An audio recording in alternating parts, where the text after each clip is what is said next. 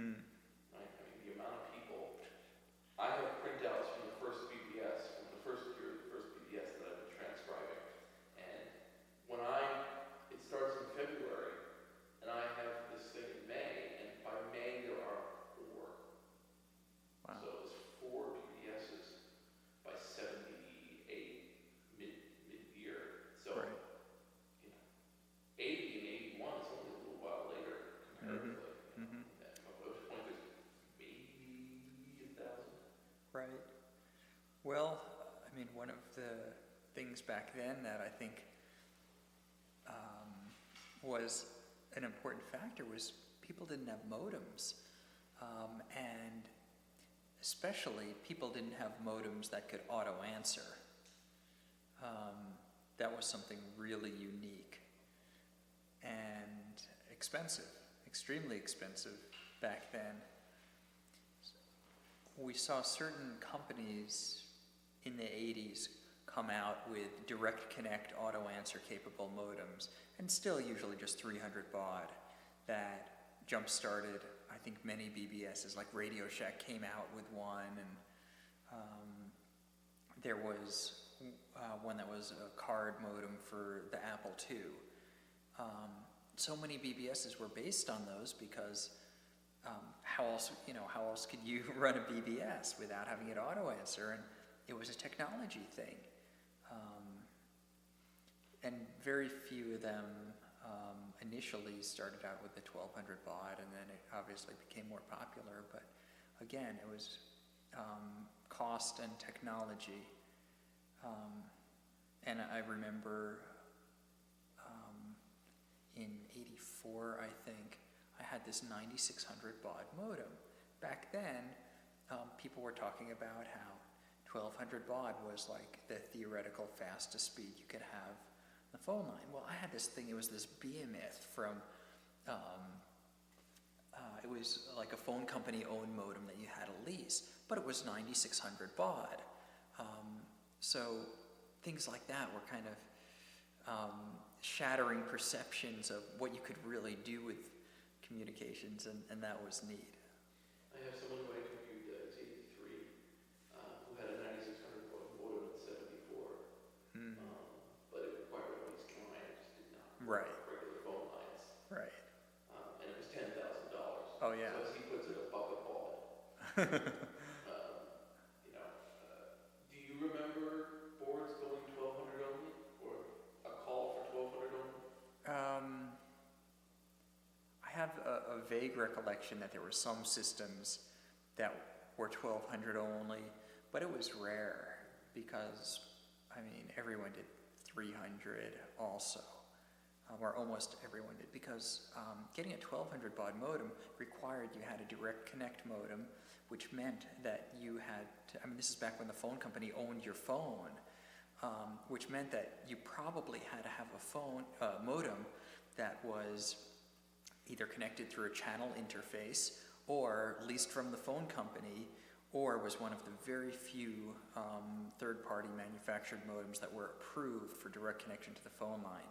You couldn't use an acoustic coupler with a 1200 baud modem, and that was one of the things that got a lot of people. When I spoke to Dennis Hayes, he said that like the most important event in the history of BBS is the 1968 Carter phone decision, because that's the first one that allows. That's where a company called Carter Phone that wants to make radio, basically taxi cab radios, that it broadcasts over radio, but also sends it across the phone line to a second one, so they can increase coverage in the city. The phone company says you're not allowed to hook up that thing to our network, and they sue and they win. Wow. And that's when you can now hook up these. Without it, there wouldn't be commercial modems, because what could you do? You couldn't sell those things. Right, right. So for him, that's his most important. Interesting. He was very good at giving me a lot of insight into the perspective of a modem maker. Do you remember anything from that time that you thought was really prescient, really really ahead of its time, and you didn't see it again for a long time?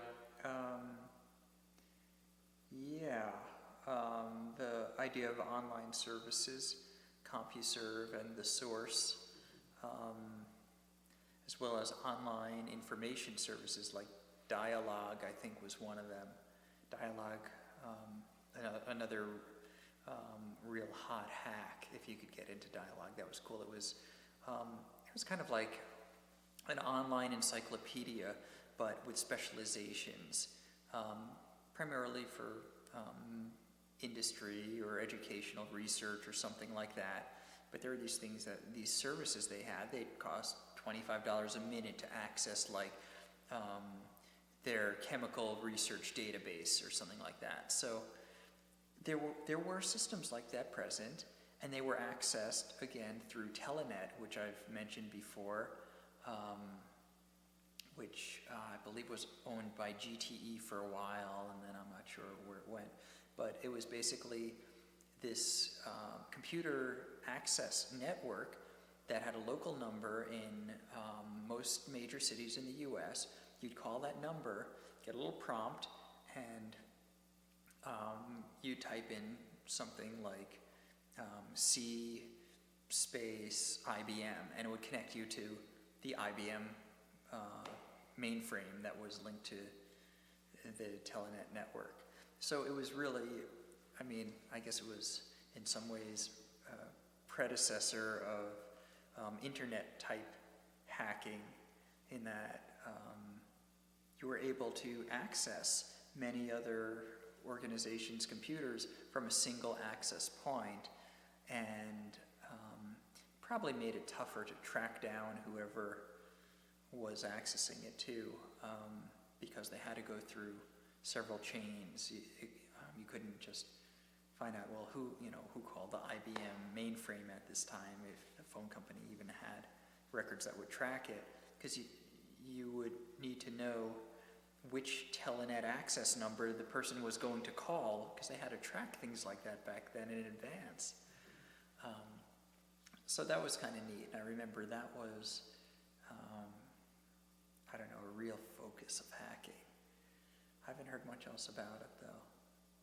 Yeah, Brad Templeton told me that, if it wasn't, like, Telenet would have been what the internet was, but Telenet insisted on charging per packet.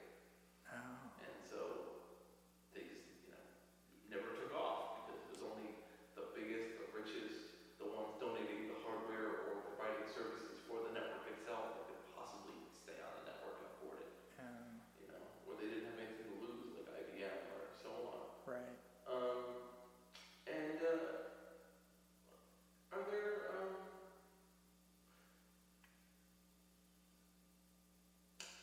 Legion of Doom is 84, 85. Neon Knights and Metal Communications show up around then. Even the Cult of the Dead Cow show up around then. Do you remember any of them from that time, or do they? Not really. Yeah. I was involved with that. I mean, do you ever find hacking history books and things that remind you, like you say, I remember that, and you had seen it? Oh, sure. Sure. Yeah, looking up, like looking at a book or something like that, or looking on the internet and finding old files that maybe they came from OSUNY or something like that. Occasionally coming across a person like Milo Phone Bill. I still sometimes come across him online on AOL Instant Messenger. And it's kind of weird seeing what happens to people where they go with their lives afterwards. Most people kind of grow up and go off into the world and get real jobs and all that, and leave hacking behind. I think largely because the risk is great and they have other interests. And that's something that happened with me. It's like, well, okay, I'm going to college, I want to start a family or something like that, I have a relationship. There are other things that interest me. There are people who interest me who I'm comfortable meeting face to face and no longer need the computer medium in between us. So that was certainly one aspect of it. I love it when I have a beautiful question to ask, and then by the time you're done answering the previous question, it's totally gone. And I know it had to do with looking back at other hackers or looking back. Oh well, it's out of my head now. Are there anything, any other stories of that time that you think are particularly amusing in terms of, like they're not, like a lot of the stuff there can't happen again, can't happen in today's environment. Is there anything there that you thought that was also like if someone was to try anything like that now, it'd be over? Like there's just no way, either A, they could pull it off, or B, after pulling it off, they'd be still walking around on both their legs. I think some of what used to be possible to do from a hacking perspective, or in terms of what's on a BBS, or the equivalent of a message system, or both, either. I guess one aspect of hacking goes back to, mainframes, and their kind of open architecture, or kind of open door architecture, in that many mainframes you could do stuff on without actually logging in. And that was like this huge boon for people who wanted to hack into them. Like, you could log on to, or you could connect to, whether it was through a dial-up or through Telenet or whatever, you could connect to, what was the operating system on DEX, like PDP-11s, I forget. Primus or no. BBS? It might have been Primus. And you could get system information, system status, find out who was online, things like that. And you didn't need to be logged on. That was a real in, because, one thing that made hacking a system toughest was you get a prompt and it says username or ID, and you type something in, and it says password, and you type it in, and it just says invalid logon, and then it asks you again, it'll ask you 3 times and disconnect you. And that's it. Game's over. And it would take you so long to try to hack something like that. Whereas if you had a system that did something like, you type in, it says username, you type it in, and it says invalid user. Like, oh, okay, it's the user. Okay, so then you get a username maybe through finding out who's online or something like that, and you type it in and it accepts it. And then you get to work on the password. Well, sometimes you could get additional information on who those people were, who was logged on, and again, that's the kind of maybe deeper aspect of hacking, where you're trying to figure out what would this person use as a password, or if you think you have part of it, you could have a computer do some hacking for you. But back then, that was pretty rare because of dial-up connections and all. I do remember my question. Yeah. Right now, when you talk to kids who are, in the sense of like people who do such a thing, when you talk to kids on the primary method of chat now, which is IRC, there's not a huge interest in the past, because a lot of them are 15 or 16, and they just don't care. It's just like, that's old information, who cares? Or some of them like harken back to old school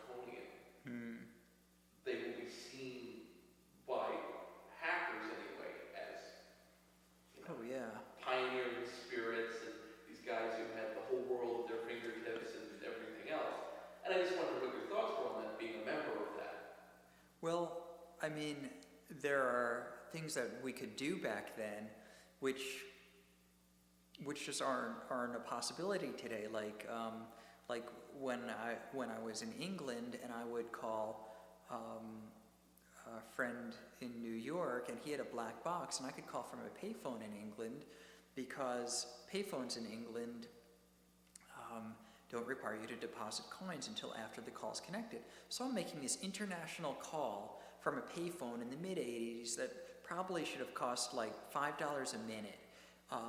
But as far as the payphone or the phone system in London is concerned, well, the call isn't completed, it's still ringing. Meanwhile, a black box has connected the voice and actually stopped the ring.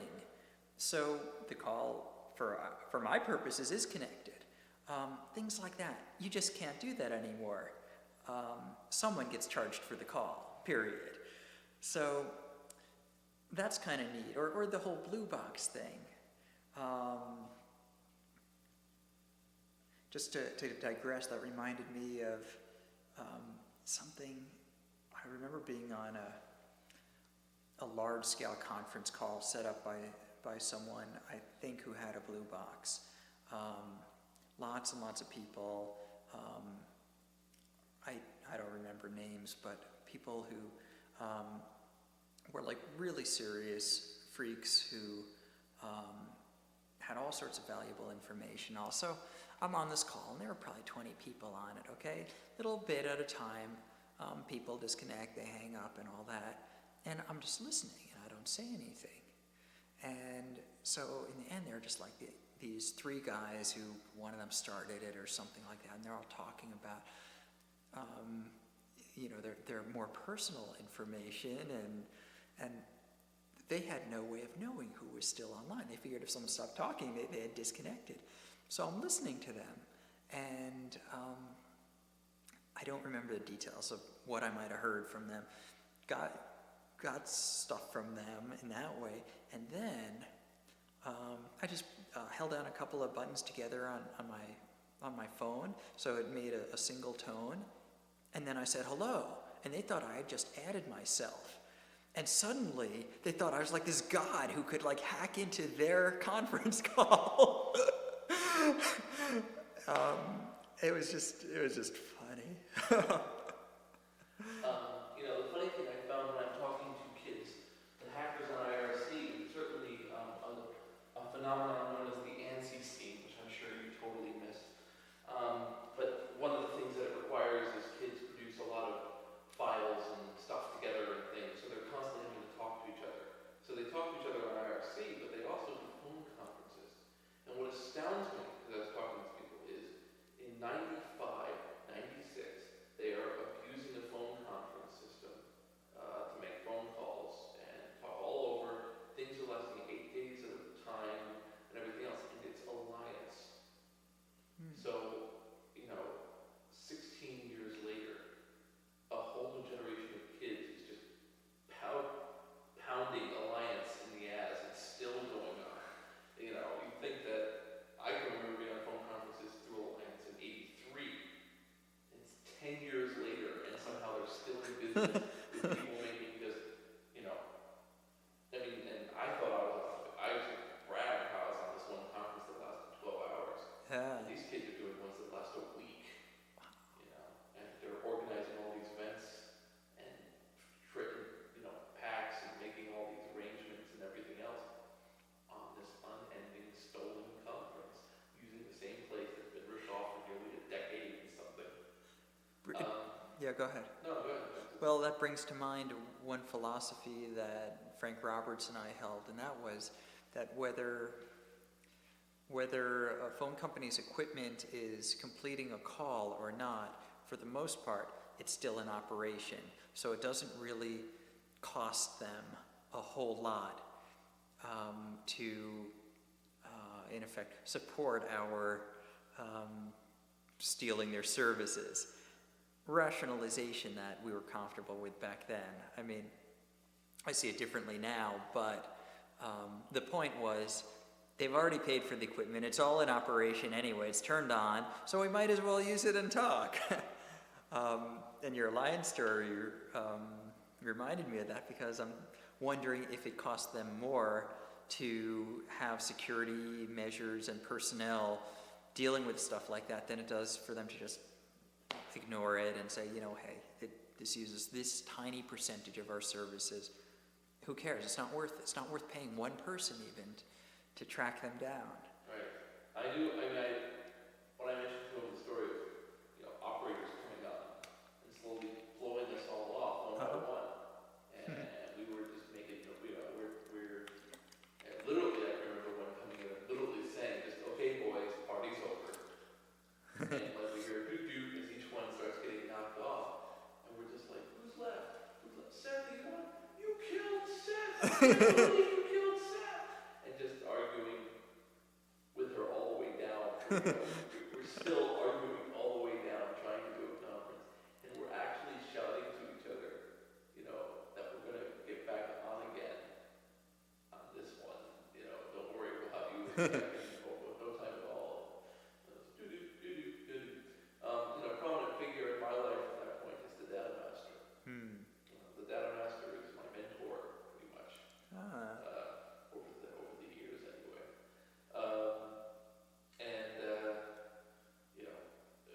That he starts the central office BBS, which is like his other. I remember that. Yeah, and he considers, he sounds like he wants to be involved with OSUNY in some way, but he offers to host it if Seth won't, but Seth does forever. It would. Go ahead. No, go ahead. It would certainly be nice to see kind of revitalization of OSUNY, thinking of all the phases it's been through over the years, different software, different hardware. Do you think there's a place for OSUNY today? I think it'll be different, but things need to change with the times, otherwise they're obsolete.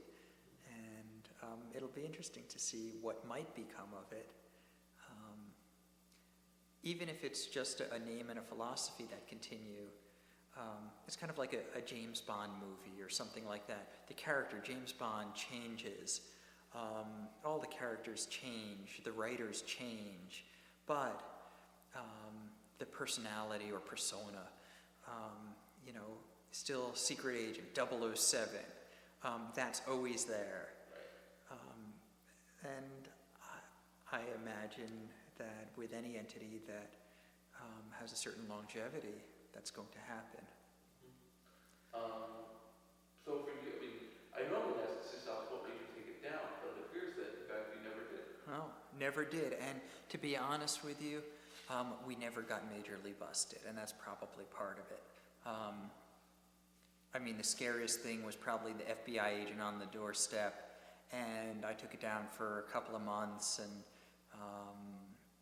my father got on my case about it, and he was all worried, and I was a teenager, I was invulnerable, hey. So, put it back up, and it lived on, and I don't know why we never got majorly busted. I watched what happened to the 414s, and it's like, well, why did they get nailed, and we're still here, and I think they used the school to do it as part of the problem. oh, was that it? I think part of it was the problem. The Cherry Hill gang definitely does. That's the group of teenagers in Cherry Hill, New Jersey, around the same time. They also break into 600 billion things. I think it was the Cherry Hill gang who, as the media story goes, and I'm trying to track it down, was that they were trying to get free Coke. And so they were trying to hack through all these things to find Coca-Cola, break into them, and somehow convince this computer that they were supposed to get free Coke shipped to the school. And they leave all these traces everywhere, so when the FBI comes knocking, they're just like... And like Cherry Hill is this unbelievably Tony suburb in New Jersey, so it was like this uppity private school, so on top of everything else, they're like, as if, it's the ghetto school that's going to have the computer available to do this. And it's so shocked that these upper class kids would do it, when in fact it's just another toy. Sounds like it was the tangible stuff, though. It was because they dealt with other people's property or other people's resources directly. interesting.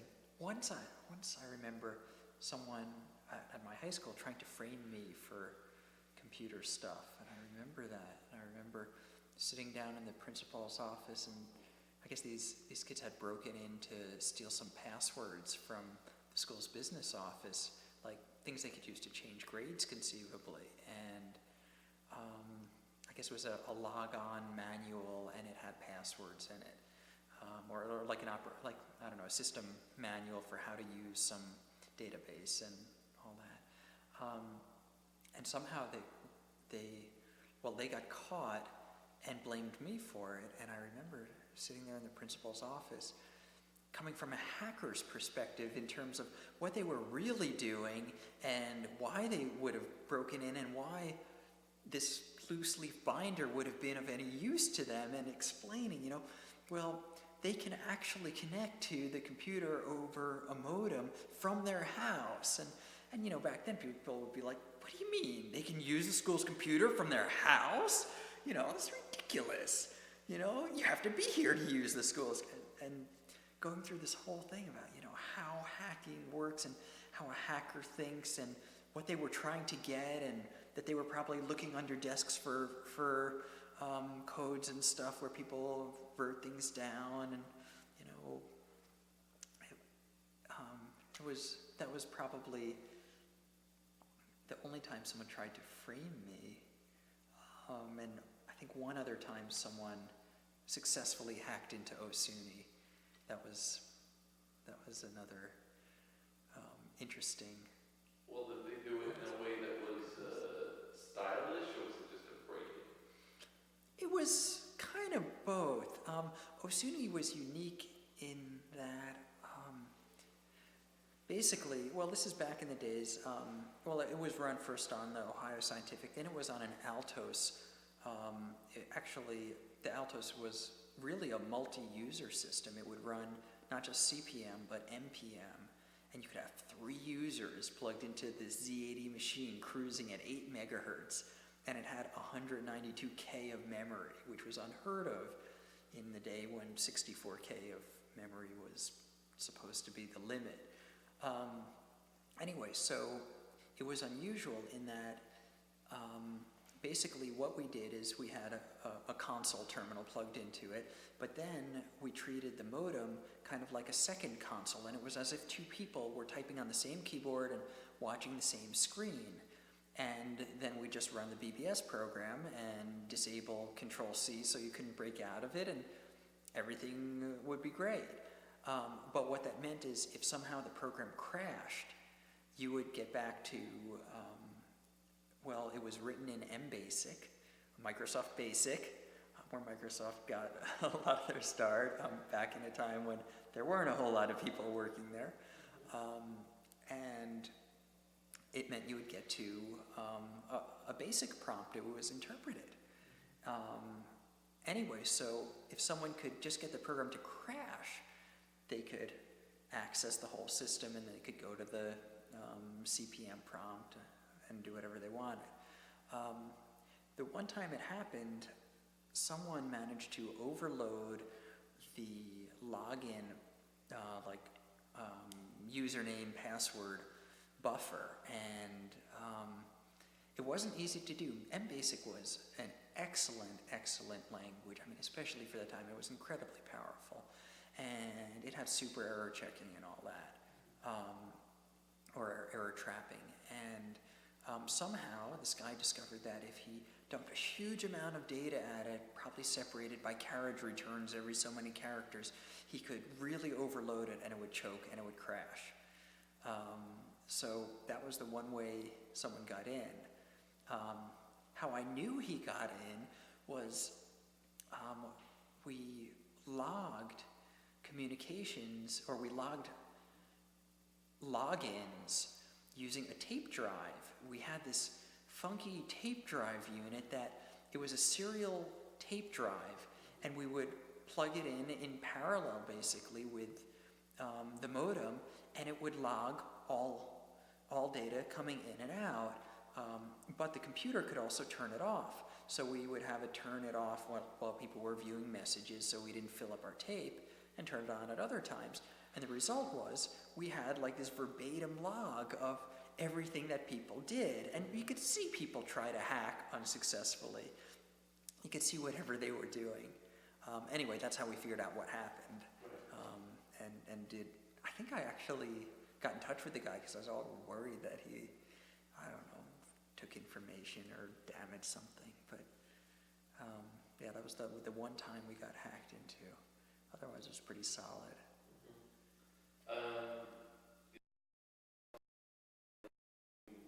Come away from BBS with a pretty positive experience.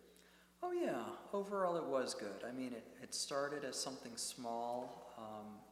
Or someone I should give credit to is a guy named Ken Schwartz, who never got into the hacking part of it, but he wrote some of the foundational software and helped with the initial creation of the OSUNY for Ohio Scientific Users of New York. He was a motivating force, a real computer whiz. Don't know where he is now, but anyway. It was a positive experience. Is there anything else you want to get on the table? I don't think so.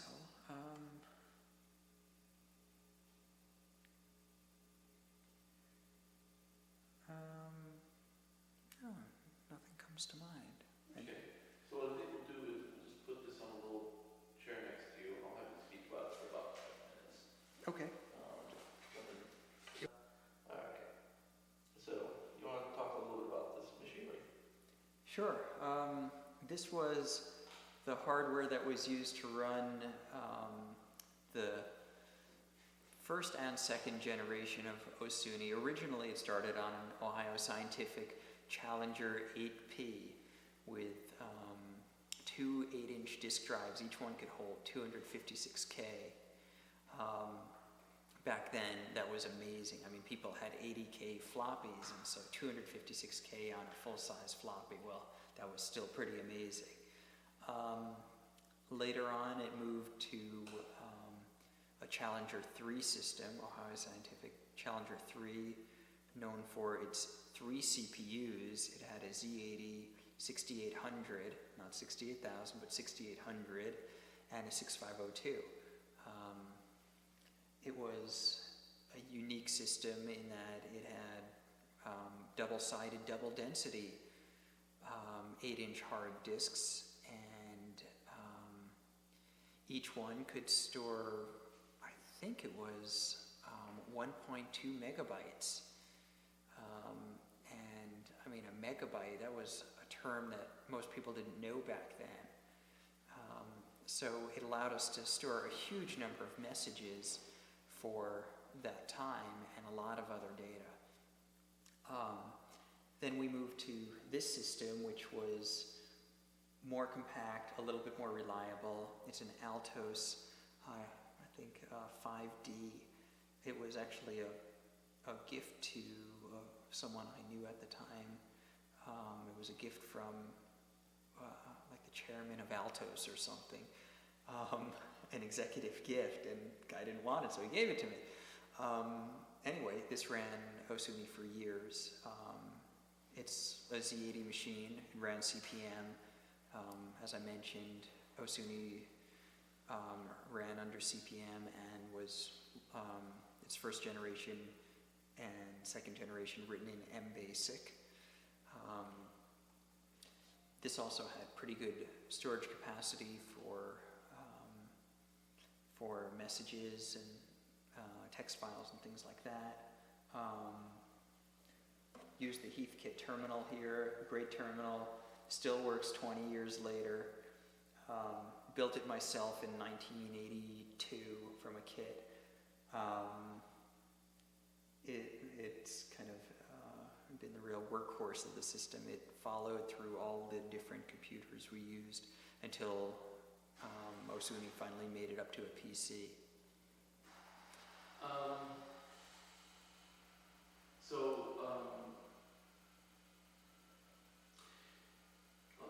What else to ask you about it? That's quite a bit. I mean, was there anything quirky about this setup that you think now, you look back now and you're like, I don't even know why I settled for that? That's an interesting question. actually, the setup, now that you mention it, I had a pretty nifty setup with this. It was, not only did I have the computer and the terminal, super reliable, and I had this tape backup drive that would get all the data, and I would also back up messages on it in case I ever had a catastrophic floppy disk failure or something like that. But had this modem and phone monitoring system where if someone called, I could just push a button and instantly record the call. And I never understood why people would talk about how monitoring a phone line secretly was so difficult, and it had to make this click, and how could you possibly do it without anyone knowing? For me, it was really easy. You go to Radio Shack, get two 1 microfarad capacitors, and plug them into the auxiliary input of any tape recorder, and it doesn't disturb the line. It doesn't have to pick up on the line or anything like that. Just record it. So I'd record conversations all the time because I never knew what I might get from someone that was really juicy or anyway, so that was really handy. Had the silver box modification to the phone I used. Had the ability to conference calls really easily just by pushing two buttons, I think. So it was really convenient. I don't know, I consider, it's probably more flexible than the modem I have today in terms of I could switch phone lines, in terms of which modem I wanted to be online. It was a neat setup, a lot of modification. We had a printer, we had a Decorator 2, 300 baud, full-size stand-up pedestal, printing terminal really. But it was a good setup for something like that, very stable, very reliable. It would just run day after day without crashing, and so that was neat. The big question is why you still have it? Why do I still have it? Well, who would I sell it to? No. Part of it is, I think a lot of it is nostalgia. It's mainly because this represents an era which is gone. It represents an important part of my life where I learned a lot about the way things work in the world, and I learned a lot about myself. I learned a lot about technology. I never had a formal education in electronics or computers at all, really, but learned it through using this stuff day to day. Learned to program by programming, not studying lots of theory. One thing you may have noticed is I've worked with hardware as well as software, and these days a lot of hackers, I think, tend more in the software direction, and maybe that's the nature of things today. But coming from both perspectives has given me a different approach on many things. For example, I remember there was this application, it was some financial data application that you'd buy, and it would get you certain financial data on a stock or whatever, and would access some system over the modem, but you never got to know what it was. You never got to know what number it was dialing. It had to be used with an auto-dial modem, what number it was dialing and who it was logging into or any of that. I think there was some vague mention that it accessed the CompuServe network to somehow get this data. And so people try to hack this stuff and figure, and like go into the files and figure out, where is it coming up with the phone number to dial and the ID and password and all that. And from what I heard, all the efforts were pretty futile. Well, I came at it from a different perspective. I said, well, the thing's plugged into a serial modem over here. It's communicating, back then it was like 2400 baud. It's like, well, it's just a serial link. It's got 3 wires, and so I took the terminal and I hooked it up to the data output, the data out lead of the computer, where it was sending the phone number and the ID and password to the modem. And it was like so amazingly simple because it sent out so little data. It just sent out a couple of commands, like a few carriage returns, the phone number, the ID, the password, and then a few more commands. And that was it. It just comes right up on the screen. No need for hours and hours pulling apart compiled source code. And today, there's still a lot of that potential for hacking that most hackers don't recognize, and I'm kind of amused by. For example, I mean, again, we go back to the people who sit at home with their internet connection and they're hacking that way. Well, let's say you wanted to find out how someone's ID and password and so forth. Well, in fact, a whole slew of IDs and passwords, whatever they use. Well, there are now programs that'll track your keystrokes and all that. But let's say the computer that you want access to, well, it's password protected itself. You can't even get into it to install one of these applications. Someone who had the hardware and software background would very simply put this little tiny thing in between the keyboard and where the keyboard plugs into the computer, and it would capture the data that they needed. And things like that aren't within the toolbox of many hackers these days because they involve the hardware as well as the software. And also they involve an aspect which we used to have of being on site. Like I said, we would try to look at someone's modem, what's that phone number there, and just glance at it and memorize, and then write it down. It has that same element where you have to physically be there to do something. But if you're into hacking, it expands your possibilities tremendously if you're not just doing it behind your computer screen. Maybe it's just a different kind of hacking. One last question. Yeah. Do you feel any sort of special link with Seth and John? John, definitely. He's my best friend since high school. And Seth, we were friends back in the OSUNY days, and as I passed the system on to him, had a lot in common. Cars too. Since then, I haven't really had a lot of touch with him. Once in a while, every few years, I guess, we'll come across each other. I think we could. But anyway. But even beyond personal contact, Yeah. I just meant, it's like being the president of the company. Every time you go to sit in the seat, you pass the 5 guys who were there before you. You never met the first one. Right. Maybe if you're lucky, you met like the one before you or the one before him. Right. Not that I mean. That kind of. Do you feel like there's a mantle of OSUNY that they are carrying, or is it something else? Yeah, I think there is definitely something in that. We were all there at the beginning, and especially with John being there at the very beginning, he knows what it's all about. I mean, we worked through this together. We were up at 3 a.m. Doing our hacking or just chatting or whatever. And as it gets passed on to other people who we don't know, it's more like that James Bond movie thing where, you had the original James Bond, or it's like, people think James Bond, Sean Connery, or something like that.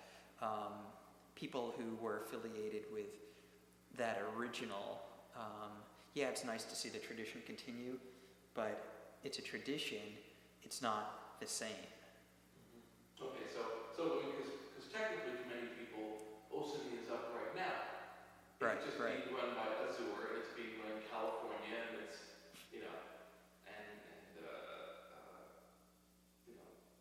Seth claims rights. I don't know how that strikes you, that whole situation. I guess Seth is the last one who the torch was passed to. And in that sense, it is Seth's right. You know, even if someone else had bought the domain before Seth had, well, that doesn't make it any less Seth's right. It was created on a certain day in 1982, and it has continued since then in a certain tradition, under a certain name and with a certain philosophy. And as long as those two go together, that is what's been passed on, and that's what's been passed on to Seth. So yeah, in that sense, I do see it as Seth's right. Anyway. But you also seem to, do seem to think it's, Seth is essentially fighting what they're doing in his own way, but you seem to agree that it's something worth fighting for. I don't know that I would fight for it. I think I would smile and I would do my own thing. And if I had a better system than Azure, well, then so be it. I'd get more attention. And if his was better than mine, well, then he would deserve the attention, and he has earned it. I find that there's far greater to be gained from cooperation than from competition. Okay. That's it. Wonderful. All right. Let me back up. Here's the release form, which essentially says, I'm aware you filmed me for a documentary and not for your home movies.